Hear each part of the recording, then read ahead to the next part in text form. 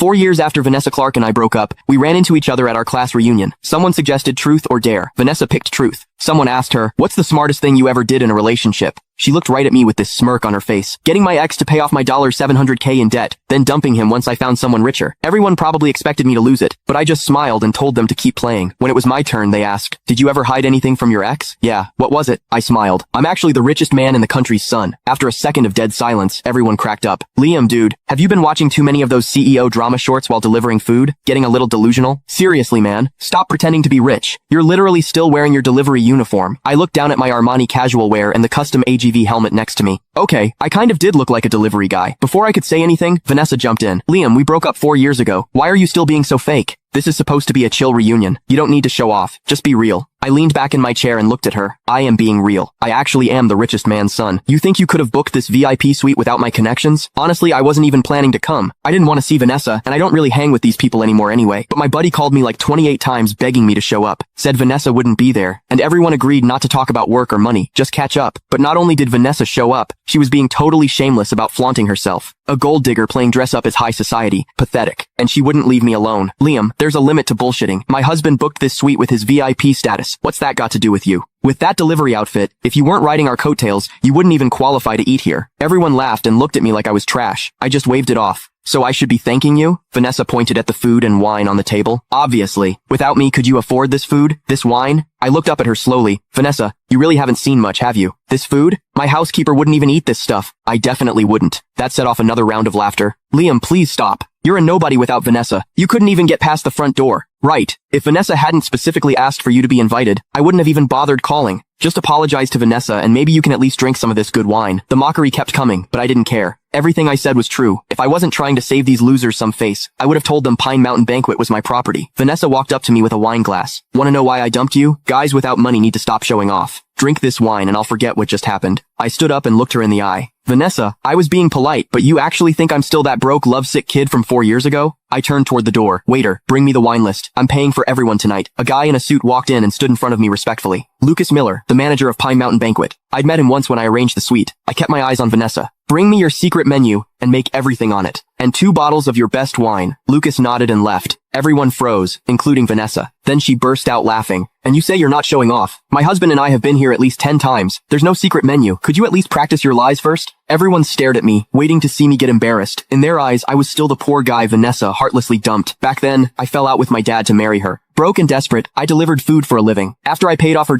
$700K in debt, she hooked up with some rich kid named Sebastian Ashford. Heartbroken, I went home to take over. You can find the full story in my bio. It's free.